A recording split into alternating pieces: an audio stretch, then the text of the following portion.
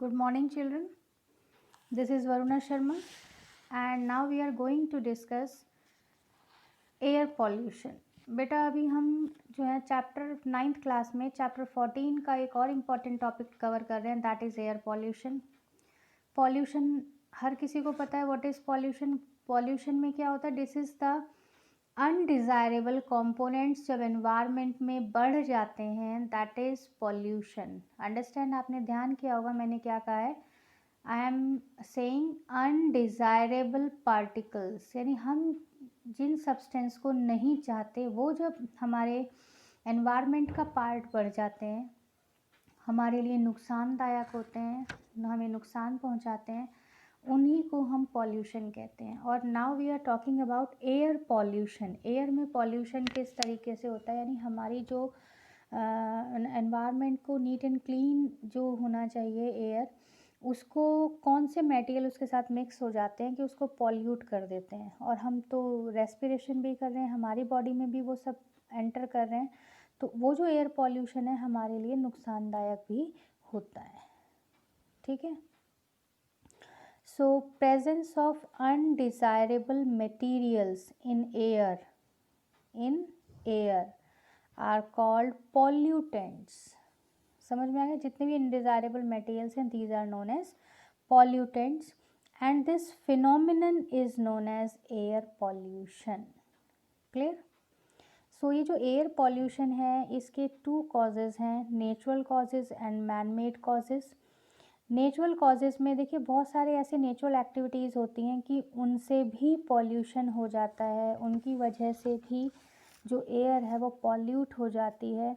तो जैसे बहुत सारे पॉलन ग्रेन्स हो गए, प्लांट्स के जो गैमीट्स हैं, स्पोर्स हैं, वो एयर में मिक्स हो जाते हैं, क्योंकि एयर जो है बहुत बड़ा एक फैक्टर है पॉलिनेशन. पॉलन ग्रेन है तो मीन्स पॉलिनेशन करवाने के लिए, और साथ साथ जो है स्पोर्स डिस्पर्सल के लिए बहुत बड़ा मीन्स ऑफ ट्रांसपोर्ट है. फाइन. तो जब ये हवा में मिक्स हो जाएंगे और सपोज़ ये अगर रेस्पिरेशन के थ्रू हमारे बॉडी में एंटर कर जाते हैं एयर के साथ, तो फिर वहाँ पर भी कई बीमारियाँ कर सकते हैं. तो इस तरीके से पॉलन और स्पोर्स जो हैं these are the natural pollutants. Second आप देखिए वॉल्केनिक इरप्शंस. ये भी एक नेचुरल एक्टिविटी है वॉल्केनिक इरप्शंस, लेकिन जब वॉल्केन जो हैं वो इरप्ट होते हैं तो उस वक्त बहुत सारी गैसेस फ्यूम्स डेवलप होते हैं, और वो जब एटमॉस्फेयर में मिक्स हो जाएंगे तो एयर को पॉल्यूट कर देते हैं, क्योंकि उससे भी बहुत ही undesirable material, dust particle, smoke वगैरह, दूसरे मिस्ट वगैरह वहाँ पर इकट्ठे होने शुरू हो जाते हैं, गैसेस बहुत निकलती हैं, तो वो भी हवा को ख़राब कर देते हैं, एयर क्वालिटी को डिस्ट्रॉय कर देते हैं, डिस्टर्ब कर देते हैं. तो so that is volcanic eruptions are also the major causes of air pollution. इसके अलावा डस्ट फॉर्म, जो डस्ट स्टॉर्म्स हैं, है ना, वो तो हैं ही, या जहाँ पर धूल ज़्यादा है, डस्ट ज़्यादा है, वहाँ पर जो है आंधियों के साथ जब तेज़ हवा चलेगी, विंड जो है स्टॉर्म की फॉर्म में होगा, हरिकेन्स की फॉर्म में होगा, तो वहाँ पर जब इतनी स्पीड से, पता है, याद है ना कि हम वहाँ पर जो है 100 किलोमीटर पर second, sorry per hour, 120 kilometre per hour की स्पीड से जब हवा चल रही है तो कितनी धूल मिट्टी उड़ा के लेके जाएगी अपने साथ, आंधी बिल्कुल. तो वो भी एयर पॉल्यूशन का कारण है. Forest fire is also the major cause of air pollution. So these are the, and marsh gases also the natural causes of air pollution.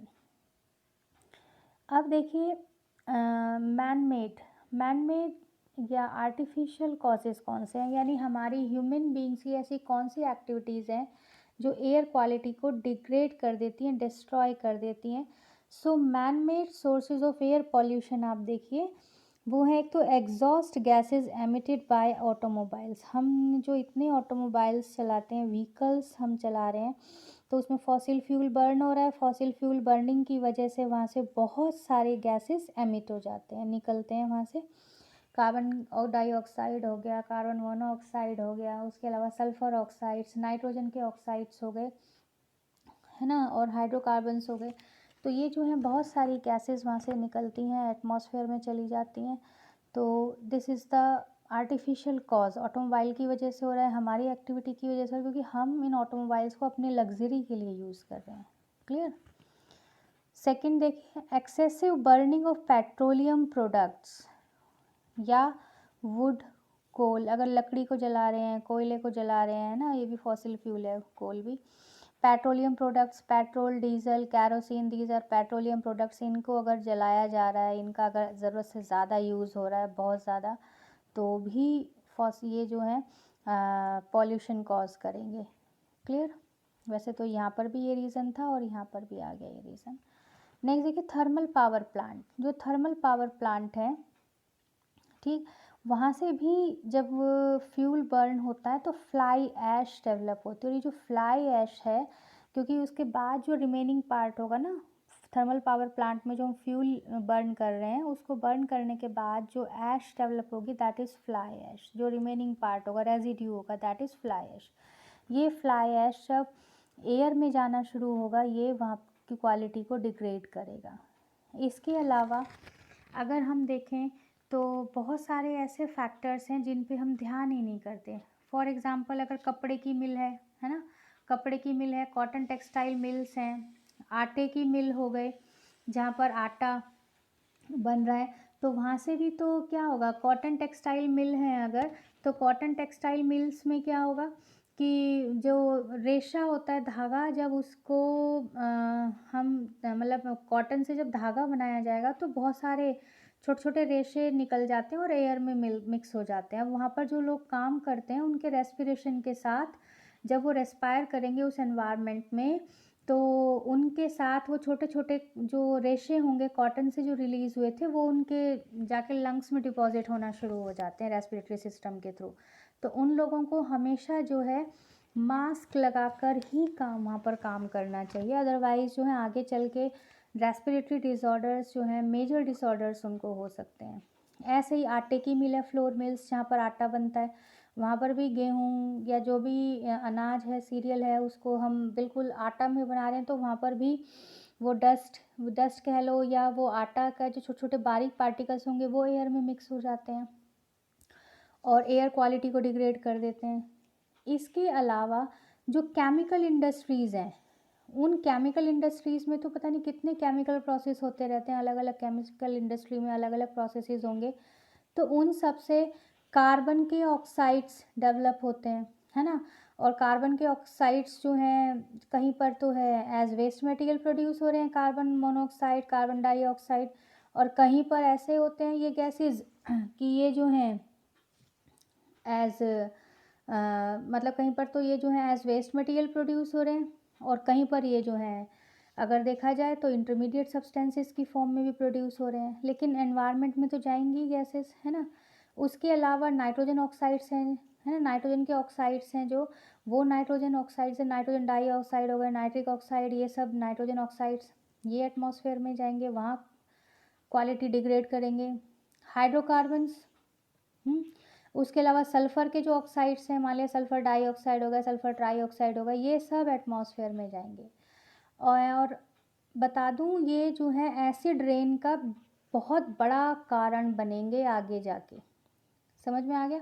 ये अभी तो यहाँ पे इंडस्ट्रीज से गैसेस फॉर्म हो गए, एनवायरनमेंट में जा रही हैं, आगे चल के ये एसिड रेन भी कॉज करेंगे, यानी पहले एयर पॉल्यूशन, और जब ये वाटर वेपर्स के साथ मिक्स हो जाएंगी तभी एसिड बना लेती हैं, और एसिड बनाने के बाद वाटर, जो बारिश की बूंदें हैं, उनके साथ चिपक जाता है वो एसिड। और जब बारिश आएगी ना वापस नीचे ज़मीन के ऊपर, तो शुरू की जो 15-20 मिनट की बारिश है या आधे घंटे की बारिश है, उसमें कभी भी भीगना नहीं चाहिए, क्योंकि वो एसिड रेन आ रहा है। और वो जो एसिड रेन आएगा वो स्किन एलर्जी, स्किन डिजीज़, इस टाइप के डिसऑर्डर कॉज कर देते हैं, एलर्जीज़, ये सब कॉज करते हैं। फाइन। इसके अलावा जो मैन मेड रीजन्स हैं एयर पॉल्यूशन के, उसमें पेस्टिसाइड्स हैं, फर्टिलाइज़र्स हैं, ये भी रीज़न है एयर पॉल्यूशन के। जब आप फर्टिलाइज़र, पेस्टिसाइड्स को आप स्प्रे करते हैं, तो ऐसा तो है नहीं पेड़ के ऊपर ही स्प्रे करेंगे, तो जब हम स्प्रे कर रहे हैं तो वो आसपास के एयर में भी तो मिक्स होंगे, है ना। स्प्रे से तो जो है वो सारे फ्यूम्स की फॉर्म में जो है आ जाएंगे, और फ्यूम्स में आने की वजह से वो एयर में भी मिक्स हो जाएंगे। कुछ पार्ट कभी डाल के भी देख लेना, कुछ पार्ट ज़मीन में गिरेगा तो कुछ जो है हवा में उड़ जाता है। जैसे होली पे हम गुलाल उड़ाते हैं तो कुछ जो है जिसके ऊपर हम होली गुलाल डाल रहे हैं उसके ऊपर गिरेगा, और बाकी जो है हवा में भी तो मिक्स हो जाता है। फिर उस हवा में सांस लेके देखो कितना मुश्किल होता है ना। ऐसे ही देखो क्लोरोफ्लोरोकार्बन्स, जो क्लोरोफ्लोरोकार्बन्स हैं जिनको हम यूज़ करते हैं रेफ्रिजरेशन के लिए, यहाँ से भी गैसेस फॉर्म होती हैं। नहीं, रेफ्रिजरेटर में यूज़ होता है, फ्रिज वगैरह में यूज़ होता है, कूलिंग एजेंट की तरह काम करती हैं ये गैसेस। लेकिन क्योंकि इसमें क्लोरीन है और इसमें फ्लोरीन है विद हाइड्रोकार्बन्स, और कार्बन तो इसमें खैर है ही, तो इस ये जो है आगे चल के ओजोन लेयर को डिप्लीट करते हैं। ओजोन लेयर डिप्लीशन का बेसिक एंड मेजर फैक्टर है, बहुत ख़तरनाक फैक्टर है ये। यानी पहले तो ये जो है एटमॉस्फेयर को ख़राब करेगा, और जब ऊपर कंडेंस्ड होके वाटर वेपर्स के साथ ऊपर चला जाएगा तो वहाँ जाके ओजोन लेयर को डिप्लीट कर रहा है, जो कि ओजोन लेयर हमें बचा रही है सन के अल्ट्रावायलेट रेडिएशन से, हार्मफुल रेडिएशन से। उस ओजोन लेयर को डिप्लीट कर देता है, डिस्ट्रॉय कर देता है, ख़राब कर देता है। ठीक है, तो ओजोन डिप्लीशन का ये एक basic and most important reason है। इनसे तो बहुत ही ख़तरनाक चीज़ें हैं, केमिकल्स हैं, इनसे तो बच के रहना ही ज़्यादा ज़रूरी है।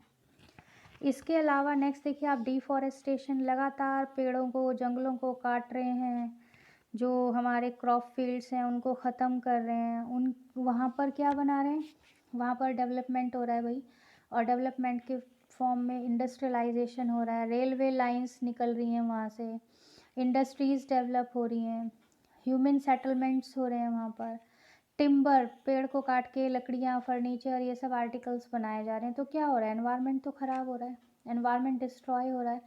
और इस डिस्ट्रॉय होने की वजह से, इस एनवायरनमेंट के डिग्रेड होने की वजह से ही इतनी सारी बीमारियाँ जो हैं धीरे धीरे ह्यूमन बींग्स में आती जा रही है। इम्यूनिटी वीक होती जा रही है, लाइफ जो है कम होती जा रही है, क्योंकि हम पेड़ जो हैं जब वो ऑक्सीजन रिलीज़ करेंगे तो एनवायरनमेंट को क्लीन रखते हैं, बाकी सारे पॉल्यूटेंट्स का लेवल कम होता चला जाता है।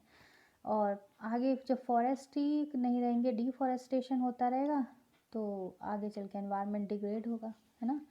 तो ध्यान रखना है हमें, ये सब फैक्टर्स उतने ही होने चाहिए जितने हमारे लिए ज़रूरी हैं, ज़्यादा ज़रूरी हैं, इतने नहीं कि हमें ही नुकसान। हमारे विकास के लिए, हमारे डेवलपमेंट के लिए जो हमें दिया या हमने अपने लिए किया, वो हमारे लिए आगे चल के नुकसानदायक हो, वो हमारे लिए ही खतरा है। नेक्स्ट देखिए एसिड पॉल्यूटेंट्स। एसिड पॉल्यूटेंट्स की अभी हमने बात की हुई थी, तो एसिड पॉल्यूटेंट्स क्या हैं, आगे चल के एसिड रेन कैसे कॉज करते हैं। तो ये जो होते हैं बड़े ही हार्मफुल प्रोडक्ट्स होते हैं, जिसमें एक तो हमारा है SPM, that is suspended particulate matter. ये जो सस्पेंडेड पार्टिकुलेट मैटर है, ये हवा में छोटे छोटे पार्टिकल्स होते हैं जिनका हमें पता ही नहीं होता कि एयर में ये प्रेजेंट भी है। ठीक, जैसे कि स्मोक, सूट, सूट क्या है, अनबर्nt कार्बन, अनबर्nt कार्बन। कभी आप वो बनाते हो ना काजल, काजल दैट इज़ सूट। वो क्या है, आपने जब तेल में बत्ती को, रुई की बत्ती को जब आपने भिगाया तो आप काजल बनाते हो, वो चम्मच के ऊपर या किसी ऑब्जेक्ट के ऊपर आप जब उसको इकट्ठा कर लेते हो, वो क्या है, सूट। वो कोई फ़ायदे वाली चीज़ नहीं है। ठीक है, तो वो जो सूट है वो जब रेस्पिरेशन के थ्रू आपके लंग्स तक पहुंचेगा तो वो लंग्स को डिस्ट्रॉय करना शुरू कर देगा। तो इस टाइप के, ये तो मैं छोटा सा एग्जांपल बता रही हूँ कि हम ये है सूट फॉर्मेशन का, लेकिन जब बड़ी बड़ी फर्नेसेस में ये प्रोसेस होते हैं तो सोचिए कितना सूट प्रोड्यूस हो जाता है और कितना वो नुकसान करता है, वहाँ का एनवायरनमेंट कितना डिस्ट्रॉय कर देता है। फ्लाई ऐश, फ्लाई ऐश तो मैंने बताया था, थर्मल पावर प्लांट्स में जो रेजिड्यू बच जाएगा वो सारा एयर में मिक्स हो जाता है, फ्लाई ऐश। डस्ट पार्टिकल्स तो हैं ही। तो these all things are SPM, that is suspended particulate matter, यानी ऐसा मैटर जो एयर में सस्पेंडेड फॉर्म में प्रेजेंट होता है।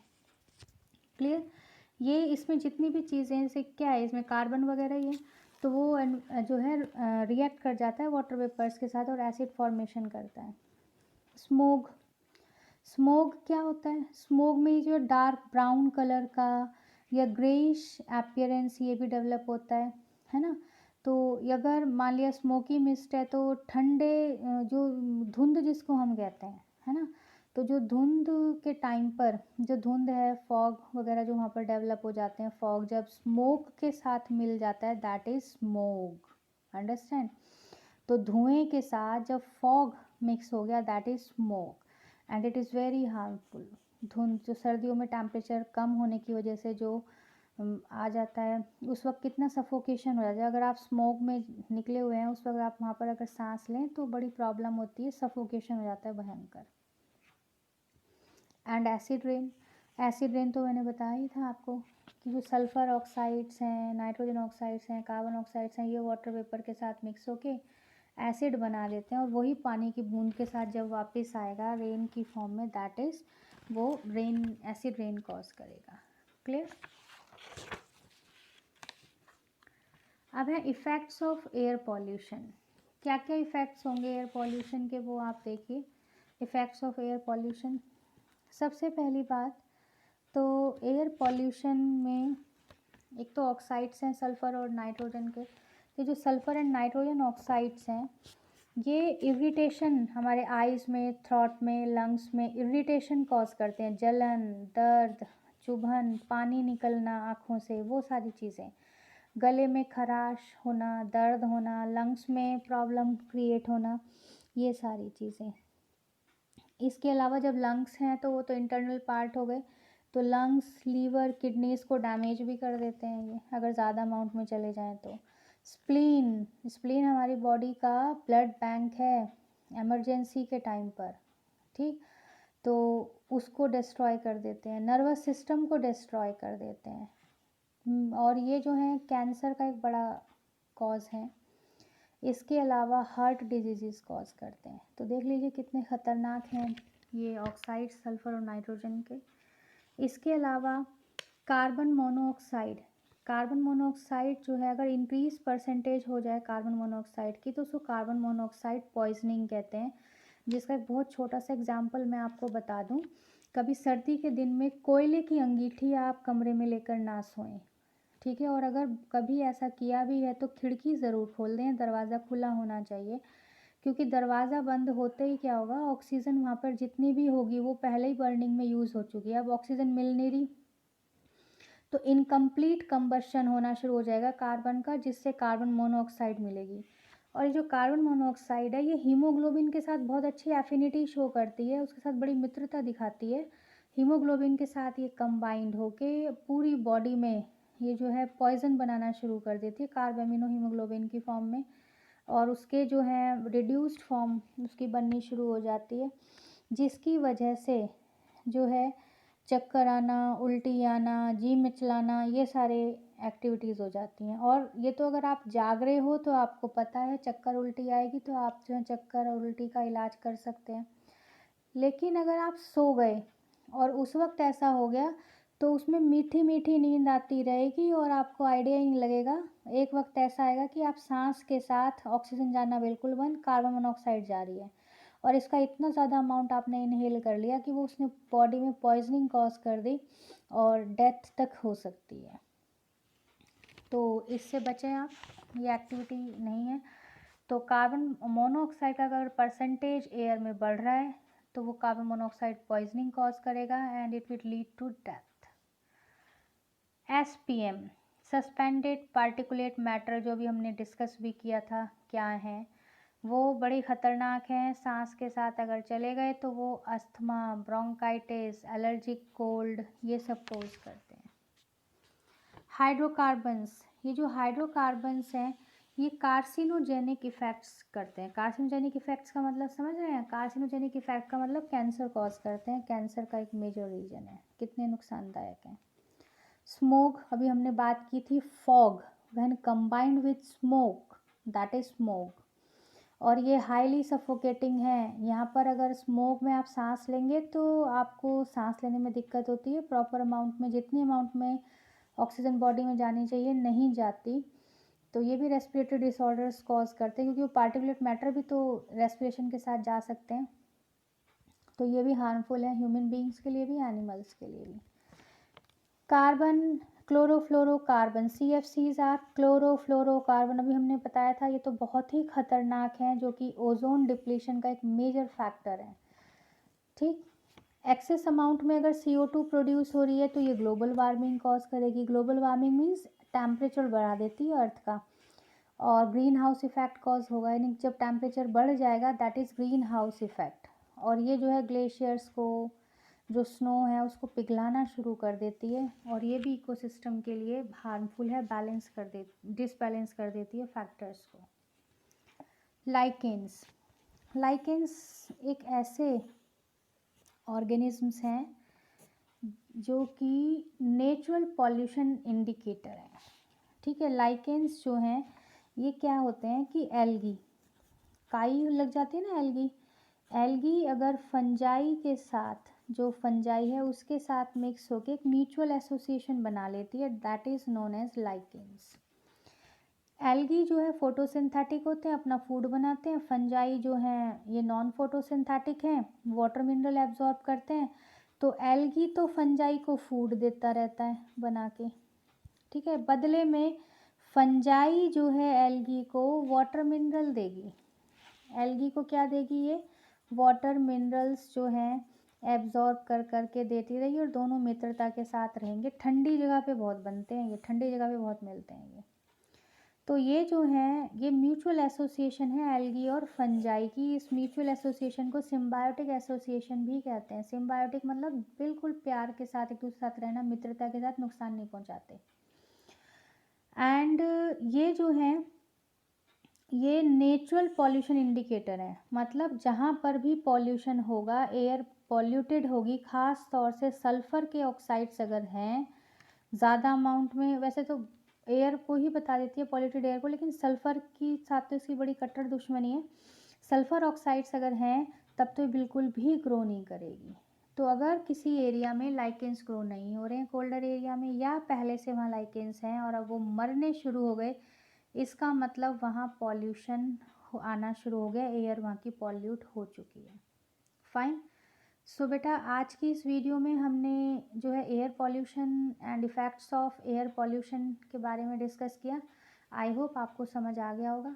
ठीक है, तो आप जो है स्क्रीनशॉट ले लें और साथ साथ स्क्रीनशॉट लेते रहा करें। ठीक है।